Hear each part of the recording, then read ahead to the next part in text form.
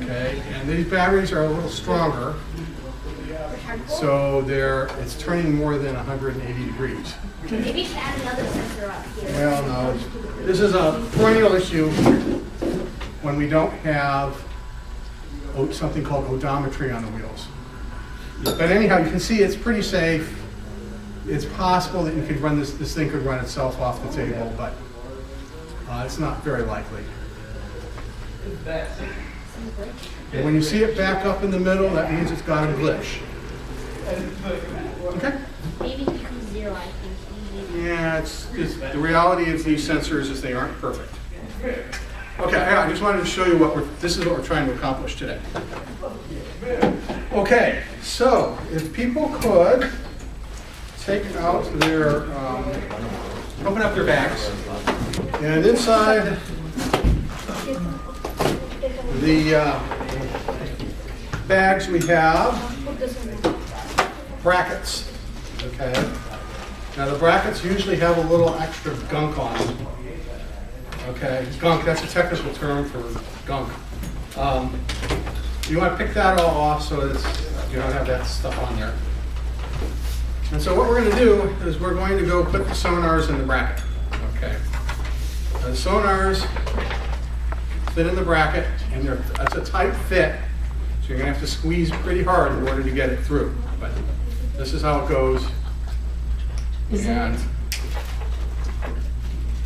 it matter which side the pins are coming out of? What you would like to do is you would like to have them be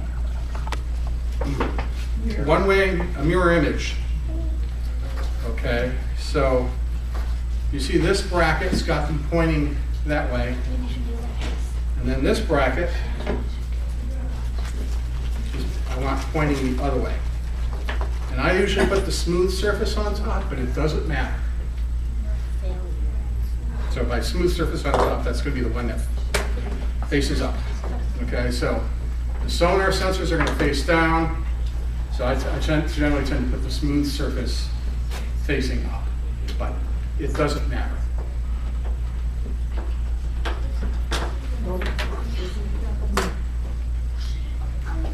And just as a trick, sometimes you can get it started by putting it flat on the table and pushing down. Yeah, but you To might get it break going. the PCB. Right? It won't go all the way through, and then you have to push it the rest of the way. And let me talk briefly about these sonars, just a little history. The original sonars that were used in robotics were made by a company called Polaroid. Polaroid was in the camera and film business, and they figured out how to do a sonar distance sensor to do automatic focus for their Polaroid cameras. Okay, and they sold those in sort of a kit form, and they cost about $70. And they worked, but they were pretty expensive, so we didn't put too many of them on there. The next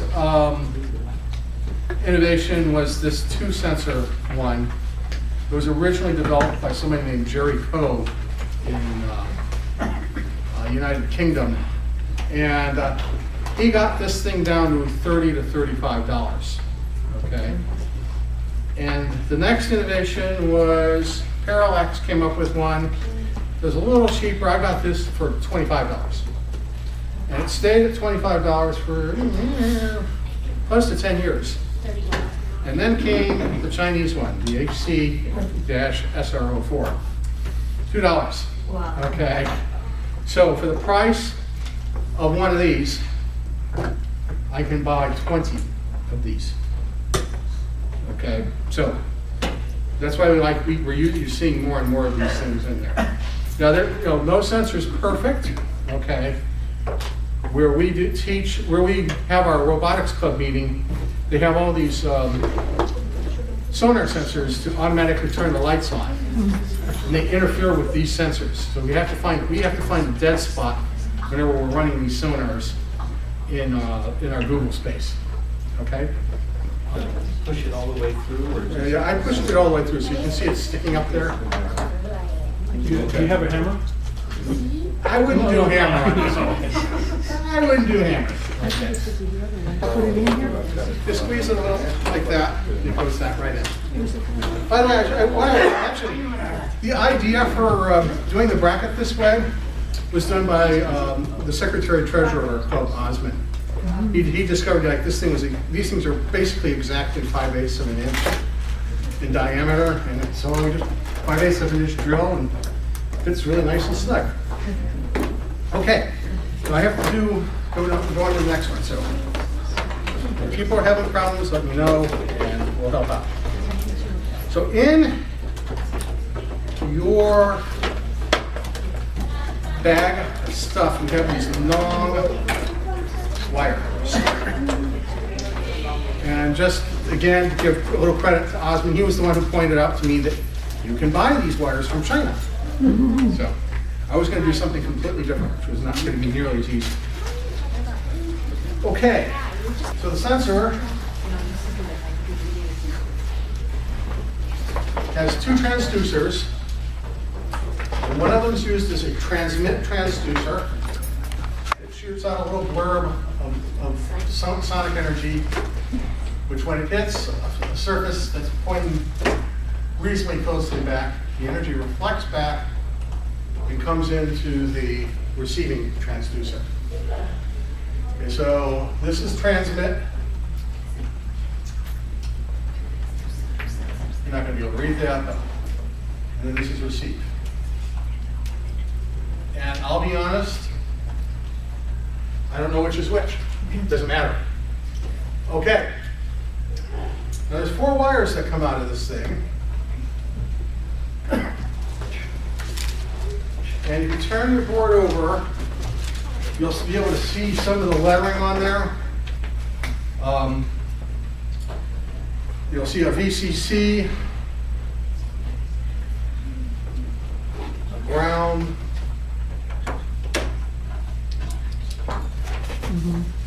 one pin is called trigger.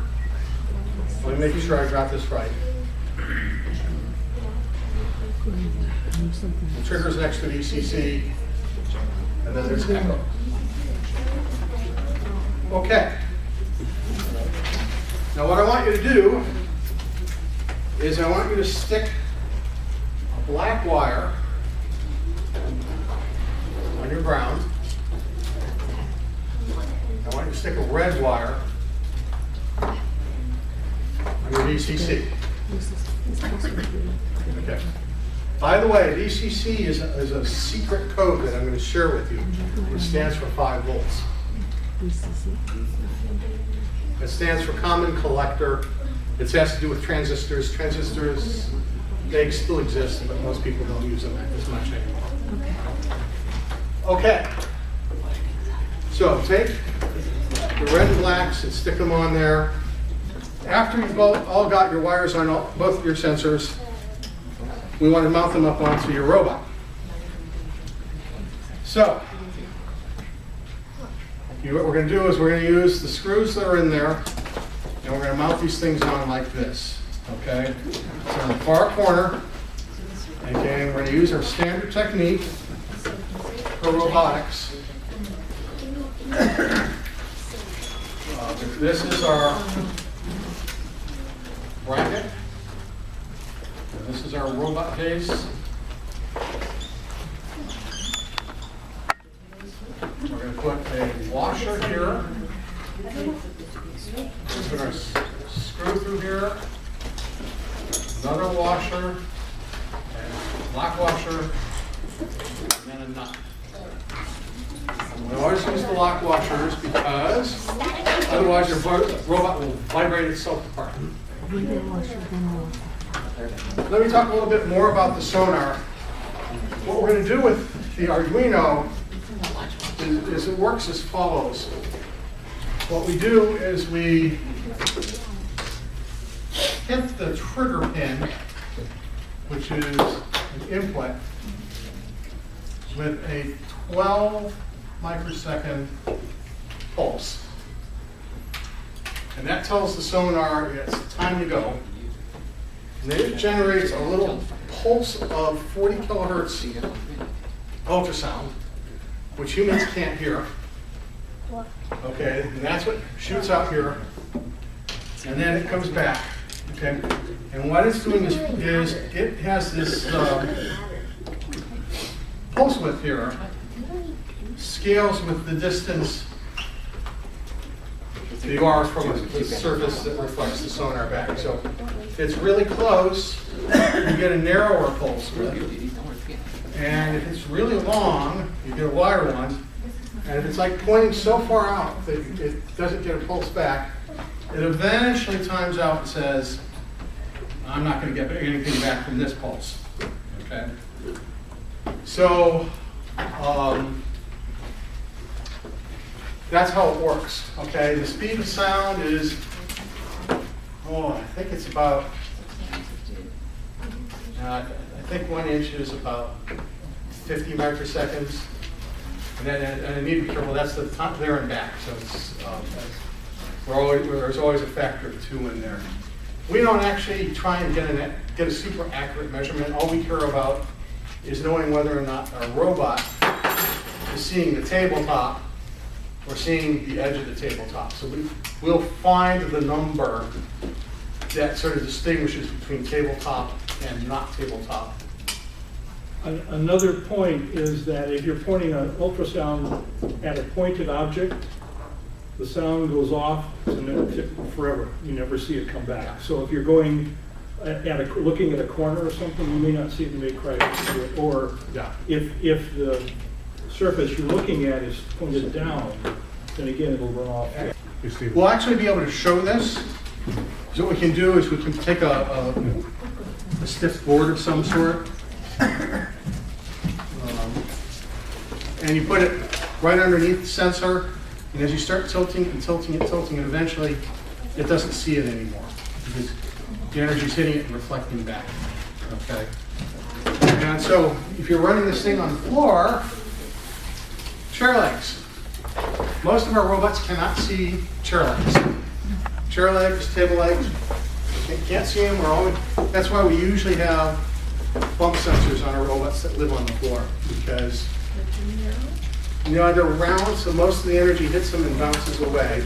It's only when you get really close that you can get enough energy back that they'll go. So that's a little catch on all this. Okay, has everybody basically got them mounted? It looks pretty good. Okay, now what we want you to do is, there's some other colored wires in your bag. Pick one of the colors and stick that on your trigger pin, which is next to the red pin. Okay? On each one. Be consistent. I wish I could tell you that all the bags have exactly the same pairs of colors, but they don't. I got 5 colors, and so I had to spread the blue, white, and yellow between the bags. Now, obviously, after you put those 2 wires in, the remaining 2 wires, which should be the same color if I didn't screw up, can go on the other pins. The last time I was able to give you these kinds of things, and I really like this program, but I couldn't figure out how to do sonars in it. So I couldn't do it. So that's why I'm giving it to you verbally. The good news is it's not nearly as complicated. And I really wish I could have a drawing like this to help out. Not going to happen. Which one are you putting in the deep? It's actually one of the issues that I need to work on when we do this class again, is we actually need to draw up some schematics. Problem is, I'm not very good at drawing. So let's do the right sonar, and the wire that's next to the red goes into D12, and the wire that's next to the black goes into D11. Now on all of your robots, you have your proto board, and you've got these 2 strips on the side. And one's red, it usually has a red and a blue, like this. And on your Arduino, you have a pin that says 5 volts. You want to find which one of those rails you've plugged the 5 volts into, okay, on your prototype. And then what we're going to do is we're going to hook the red wire, both red wires into that rail. Both reds will go into the same rail, and I'll be checking this out. So the 5 volts is the big battery? Okay, yes, I need to explain this. It's the pin that comes out of your Arduino. There's a pin. Is that the same See that thing red as wire there? 17? That's your VO wire. I need to explain a bit about the batteries. Last time, I wasn't able to talk as much as I wanted to talk. So I want to explain a little bit about the battery packs.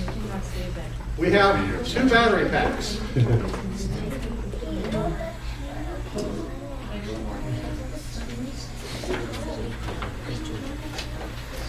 One battery pack has 4 AA's. And one battery pack has a 9-volt battery. Now your intuition is the bigger battery pack is going to drive what? Your Arduino or the motors? Motors. Okay, yes. This one drives the motors, even though it only has 6 volts. Okay? The reason why we do this is because the motor, your motors are only they're rated at 3 volts. We can overvolt them to 6 volts without any real problems, but we don't really want to go too much higher than 6 volts. Now the Arduino has a voltage regulator on it, and that voltage regulator takes 1 1/4 volts. So if we tried to feed 6 volts into the Arduino, this is the Arduino, you subtract 1 1/4 volts from that, and you only get 4 3/4 volts. That isn't enough voltage to drive the Arduino.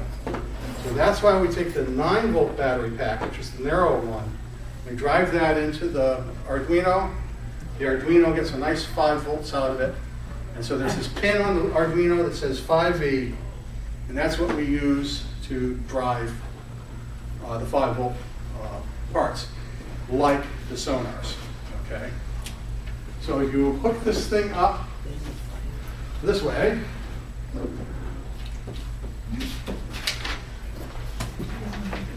you will have you'll have a wire that goes from 5V, which is on the bottom of the Arduino, going to one of these rails. I'm going to hook both red wires up to that. And then there's the black wires usually go next to it because that's where we usually put the ground. Now, we're going to talk about a voltmeter.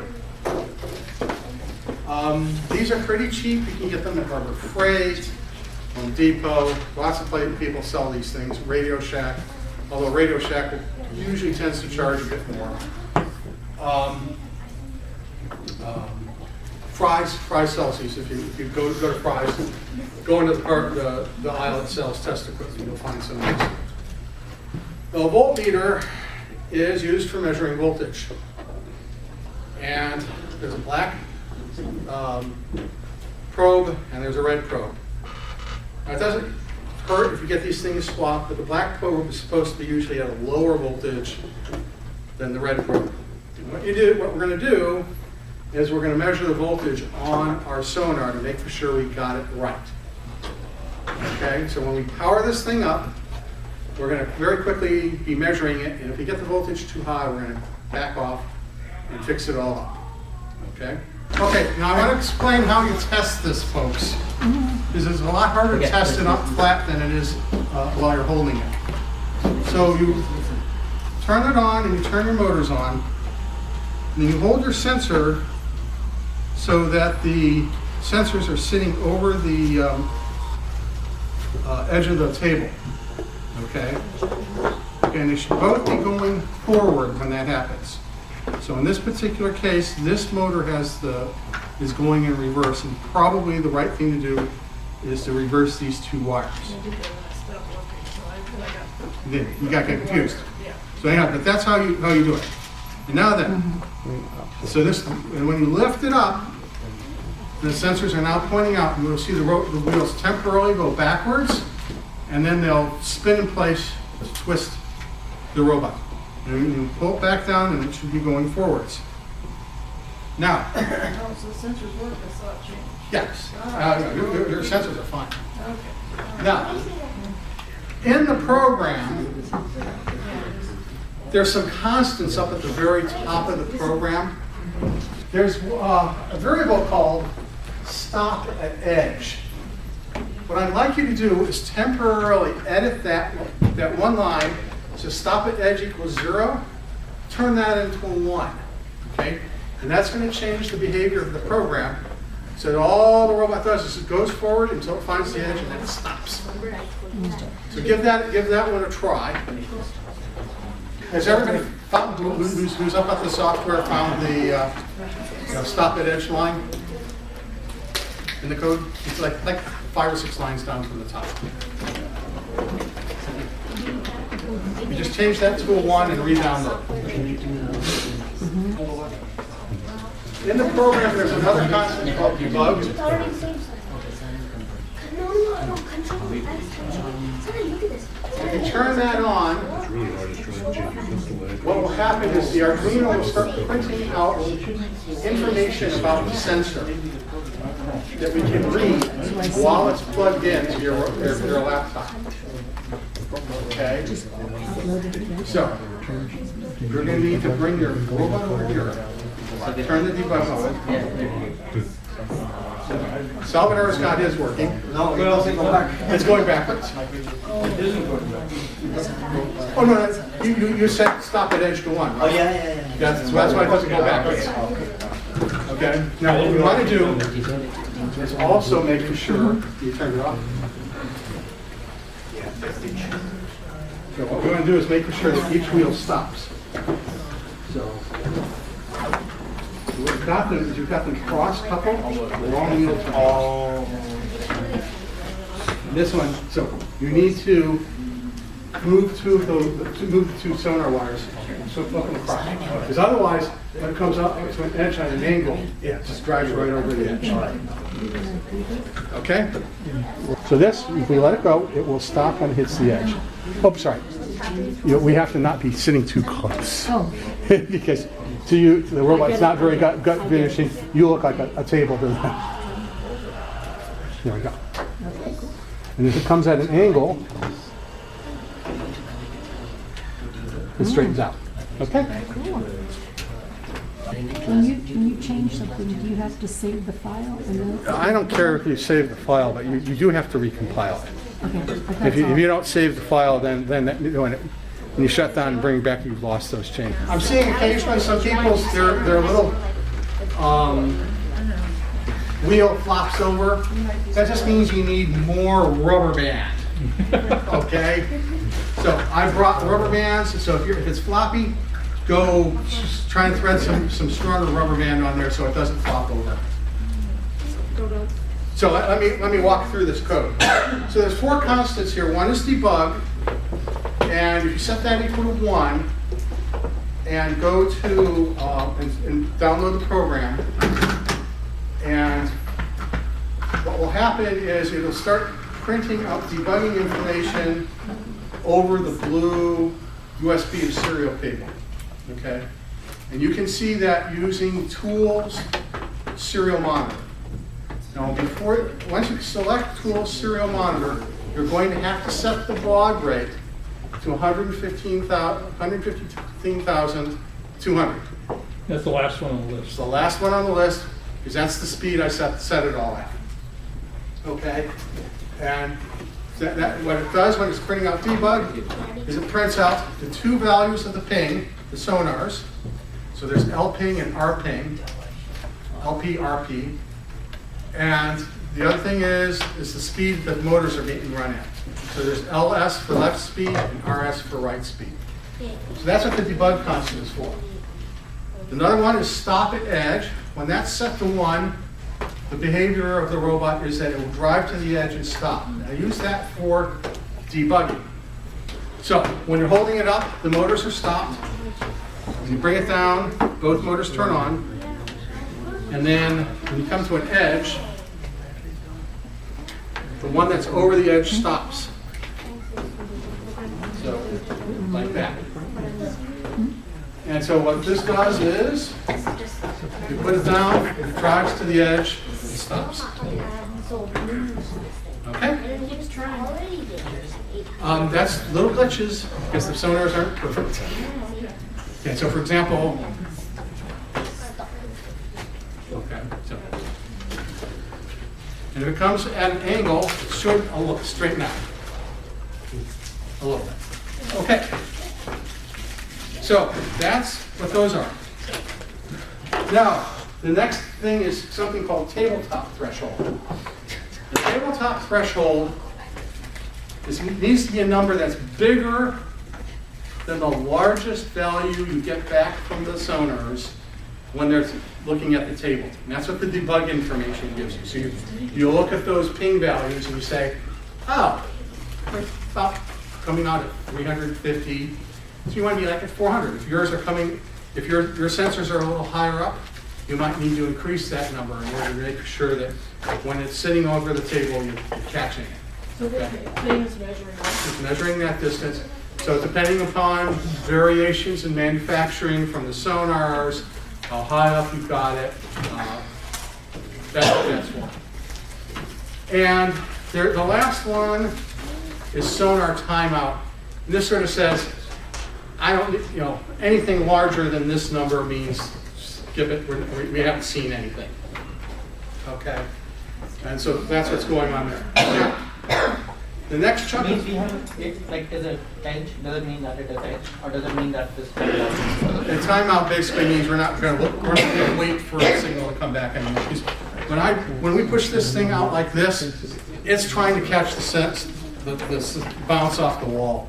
Sometimes it'll actually get it. Okay, we don't care. The floor is approximately 3 feet, so we just want to not get caught. Okay. The next chunk of it is the pin definitions. We've seen that before. Okay, so what I've usually been having people do is move wires to change the motor directions and stuff. Okay, but you can also change it in software. Okay, so that's where all the pins are. The setup section, which comes next, scroll down a little, basically specifies inputs and outputs. The vast majority of pins on this robot are outputs, okay, but the sonar echo left and right are inputs, okay? And then just because I'm paranoid, I usually initialize the program, all those pins that are outputs to be low, just because I tend to do stuff like that. It's called defensive programming. It's kind of like defensive driving. Okay. Now, motors run is the routine we call to set the pulse width modulation for the two motors. It's got 3 arguments, the left speed and the right speed. And then it's got something called MS delay for microseconds delay. And the if the speed is negative, that means reverse. So you can be from positive 255, which is the highest speed, to minus 255.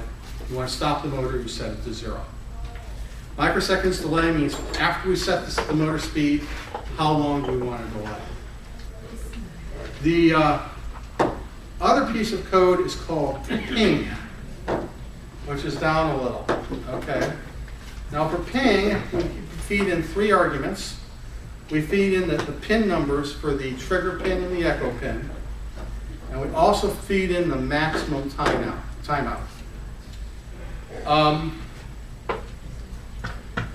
Okay, if you see the next line in there, it says if not digital read out. So the exclamation point is C-speak for the word not. Okay, so if you want to test something, invert the meaning of a test, we use exclamation point to say, I want you to do the opposite. It means not. Okay, so if, okay, it's hard for me to explain this because, let me skip over that section, okay? The next section, well, let's see, sorry, let's assume that this echo signal is low, in which case we get through here. Then we output the 12 microsecond pulse. You'll see me set it high, wait 12 microseconds, and then set it low. That's how you trigger the sonar. And then we do the pulse in command, which measures the length of the return pulse from the sonar. And if the sonar pulse is like going a long distance, by the next time we come around, it may still be high. And that's why that first if statement is there, is to deal with the case of what happens when your sonar pulse is taking too long to go low. So this 12 microsecond, is it the number you chose just? It's actually, there's a specification sheet that comes with the unit. It says it has to be at least 10 microseconds. I took it up to 12. Okay.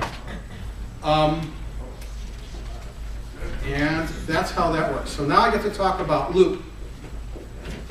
Loop is the main part of the program, and what we do here is it's called stateless.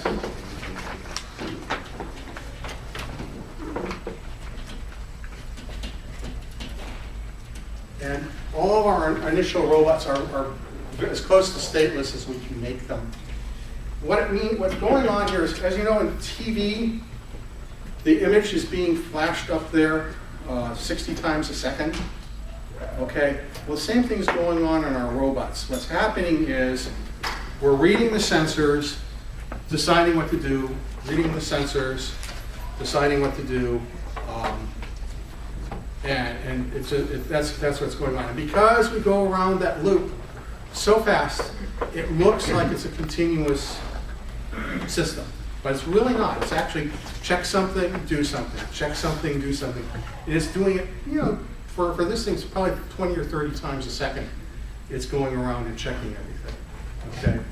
And that's why it works, and that's why we call it stateless, because we're not really remembering, okay, what the previous versions of everything is. It's just read state, do it, read state, do it. So if you're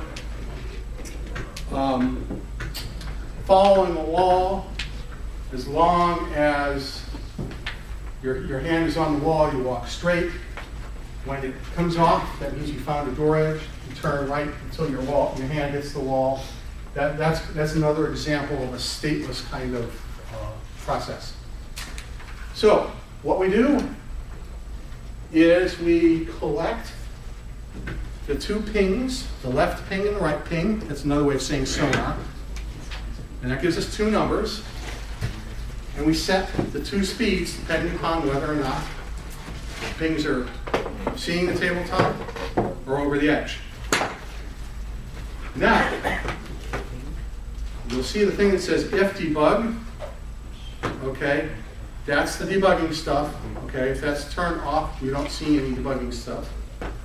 And then the final thing is if both the left and the right ping speeds are 0, that means both sensors are sticking out over the edge, like this. So what do we do? So what we do is we back up a little, and I have it set for, you'll see the number 2000 in there, that's for 2 seconds, 2000 milliseconds. And then you'll see it turn for 4 seconds, 4000. And I do that by making one wheel go forward and one wheel go backward. And then if you have those two the 4000 timed for your current battery level, you'll get it very close to 180 degrees, and it'll go back and forth, back and forth. Okay? So you may have to adjust that constant to get it to work. So what I'd like all of you to do, who are up to this point, is let's turn stop on edge off. Let's turn debug off. Both of those zeros on. Recompile, and let's see how good we are at getting this thing to go to the edge, turn around, come back, and swap. So mine has brand new batteries.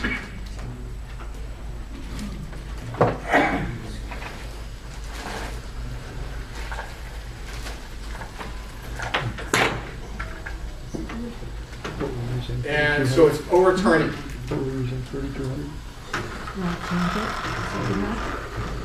okay with that? Now it's going to turn. It's probably going to overturn. So I need to take my 4,000 and shorten that down. It should be about 3,500. So why don't you folks try it out on your tables here? Whoops. And see how it goes. For those of you that have it going back and forth, congratulations. Okay, you sort of made it through this phase. I'm planning on having one more class, which will be a lot more, a little less lecture, a little bit more trying things out. What we're going to do in the next class is we're going to mount our 2 sonar sensors pointing up. And we'll work on some programs like a wall, what we call an obstacle avoider. That is, when it sees something, it backs up, turns a little bit, moves forward. We can put them like this. It's hard to see. And we can try and do a wall follower. Okay. Now, wall followers won't work in a room like this because they'll run into table legs every time, guaranteed. Or people legs.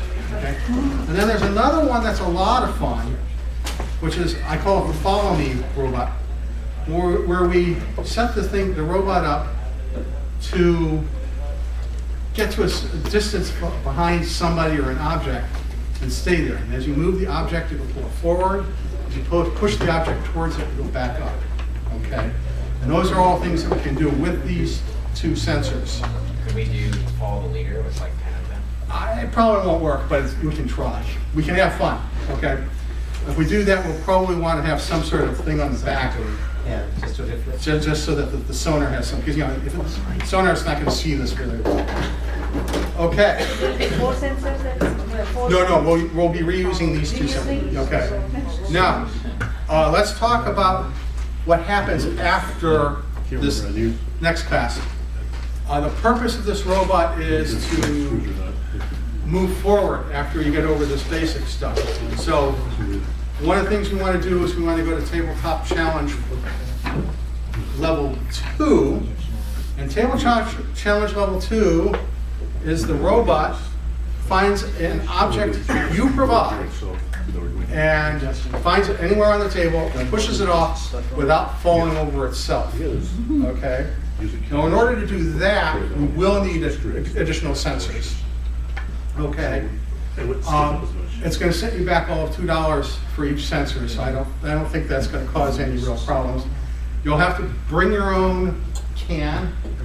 I tend to use soup cans that I've washed out, but you know, aluminum can work. And if you want to do Tabletop Challenge Level 3, what we do, where did I put my sonars? No, there they are, I hit them. Protective coloration. For level 3, what you do is you find the can, and now you've got to push it into a goal that you provide. And usually what we do is we take like a shoebox, and we tape it onto the edge of the table, and then we also put a goal sign over it so that the sonar that we mount way up here can see it, and it sees over the can. So first we find the can, we go up to it, then we turn around and we try and find the goal, and we drive towards the goal, and then if we're lucky, we don't drive the robot into the goal after the can. Okay? And that's actually, that last part's the hard part, okay? If you make your goal really deep, it helps, okay? So that's something else we can do. Now, in addition, these robots have these milled motor mount blocks, and they're designed so that we can mount a little magnet onto the end of each of these motor shafts. Okay, and there's a sensor called the AS5055, which can sense the orientation of that magnet. Okay. Using that, we can do odometry. Now, with odometry, we know exactly how much the wheels are turning, and now we can drive our robot in a straight line. If we want to turn exactly 90, we turn it, the motor's exactly the right amount, and it's very close to 90 degrees. And that allows you to do something called dead reckoning, where you go find someplace without using GPS, because GPS doesn't work and it's too expensive. Okay.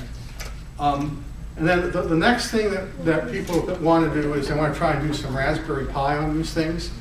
That's probably going to be happening later in the summer, and a lot of people, I'm not sure everybody wants to do that, but if you want to do that, we'll give it a try. I was already thinking about doing that. Yeah, okay. Give us other than. For me, I'll tell you why I like the Raspberry Pi, and it's because I don't like C and C++, which is used by the Arduino programming environment. I would rather people learn Python. I think Python is a much better programming language to start people on. So all the beginning computer programming classes out there use Python, okay? And it's only after you've sort of cut your teeth on Python for at least a year that they say, well, now we're going to teach you C and C++, okay? And why don't I like C and C++? Because the error messages are frequently confusing, okay? Sometimes it'll tell you you missed a semicolon, and sometimes it'll say the frame is frost. And you just by going, huh? What? So Raspberry Pi is just another Right. compiler. It's another processor, but it can run Python, But it can run Python. okay? It can also run ROS, which is Robot Operating System. And now we're getting to pretty high-level stuff, okay? I have yet to run ROS on any of my robots, and that's not because I don't want to, it's due to lack of time. And ROS doesn't run an Arduino. And ROS will not run an Arduino, no way, no how, okay?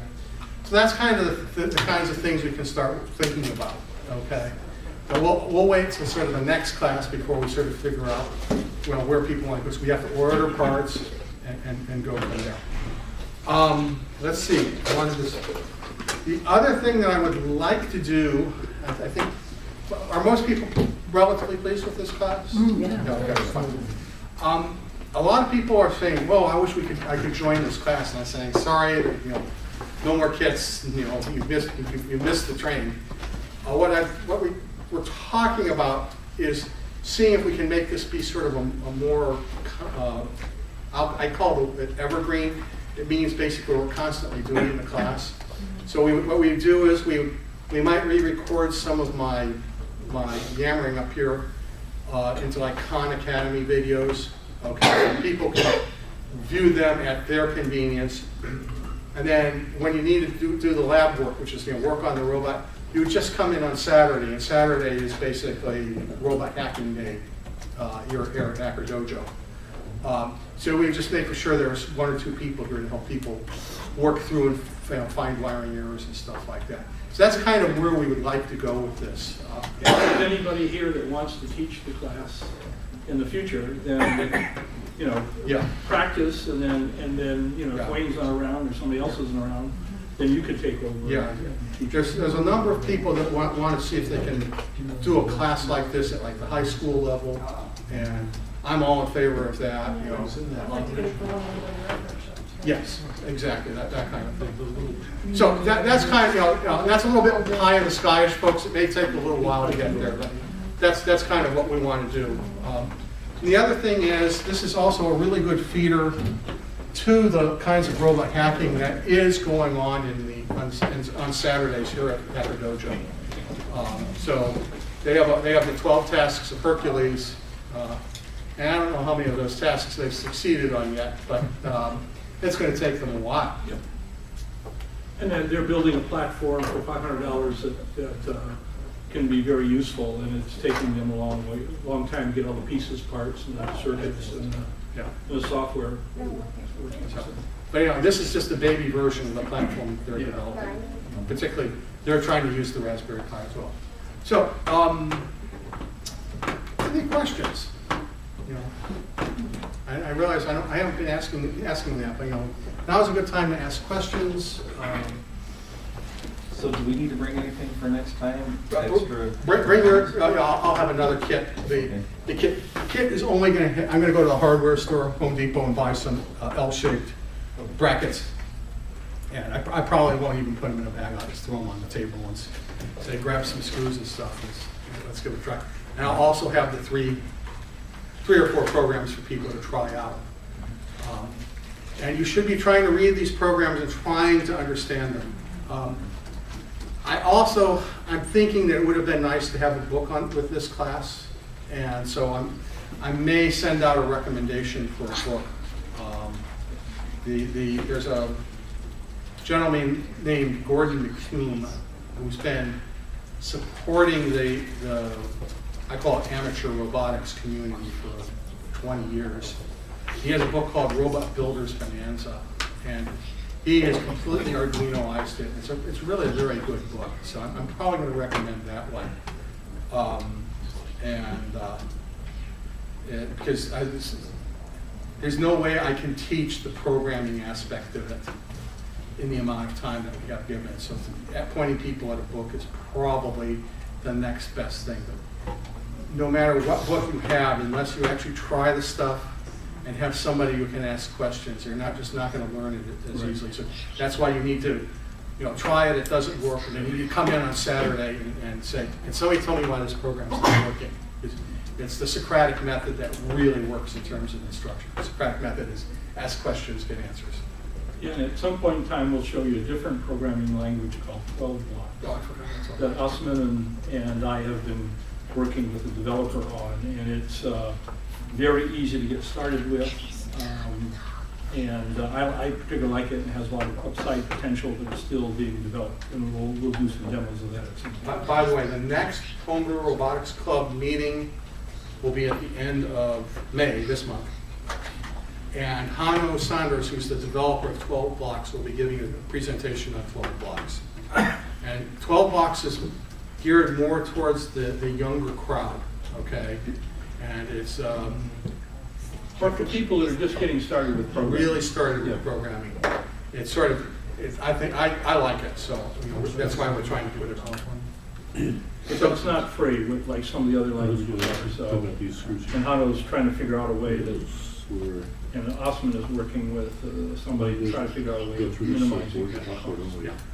So That works with Arduino? that works with Arduino, yes. It also works on Minus the ones, the Lego stuff. It also works on a propeller chip, Scribbler, a bunch of other things. Pardon? There was a presentation last year. He Somebody was came- president, it's the same guy. Yeah. He usually tells us what he's done. But it's the same thing as he presented last year. Yes. with On more changes. steroids. He's done a lot of work. He's doing a lot of work. Yeah, he didn't have the Arduino driver. Yeah. We kept telling him, the Arduino rules, so you don't fight it. Yes? And last year, we had memory card problems, so we did not get recordings of that presentation. Oh, okay. Or not the full thing, so Yeah. this year, hopefully, we will. But he works with an outside company, and they've done some really great little videos to show you how to get started with it. It's on the web, so. And we'll make that available. I'm Do sorry? you know how much it costs, right? I don't remember. Again, Hanno's working on that. He's trying to bring the cost down. Yeah. The problem is, he has to live, Yeah. Yeah. okay? And, he brings it too small. His two kids starve. If he gets a bigger market, probably, I mean. And marketing, he's one guy, so how much marketing? Yeah, it's a one-man operation. When he gets sick, everything stops. Yeah. So, So that'll be $12, so if you folks can show up at the next meeting, please do. So the next class will be About approximately a month from now, okay? after the next. Yeah, I'm gonna try and move it in front of the next meeting, okay? Just so people can show more robots, okay? Yeah, the thing is, the reason why it's taken so long has been two reasons. One, I've had to order parts from China, okay? They're pretty good, but it's still, after, it takes 14, 16, 17 days. Well, that's a better part of a month, okay? I don't have to order anything this time. And the other problem we've been having is Hacker Dojo is getting more and more popular, okay? And we're struggling to find slots to teach the class in, okay? So, for example, I wanted to have this class a week earlier because the parts were all here. Couldn't do it, there was no class room available. So we'll be working on finding, the real gating item is finding classroom and doing so. How advanced do you need to tell them? Pardon? I mean, when do you need to tell them? I mean, how Oh, advanced? we'll set it up in the next few days. We'll see what we can find, okay? But, it's getting scheduled further and further out, so if it's Tuesday, do people have a problem? Okay, what about Thursday? Wednesday, Tuesday, Tuesday, Wednesday, Thursday? You prefer Tuesday. We'll see what we can do, but that's kind of the issue that we have. Okay? So, whoever doesn't have something working, stick around, and if you're all done, have fun. And we're not done yet, as I said. One more class. We'll do some more robot behaviors.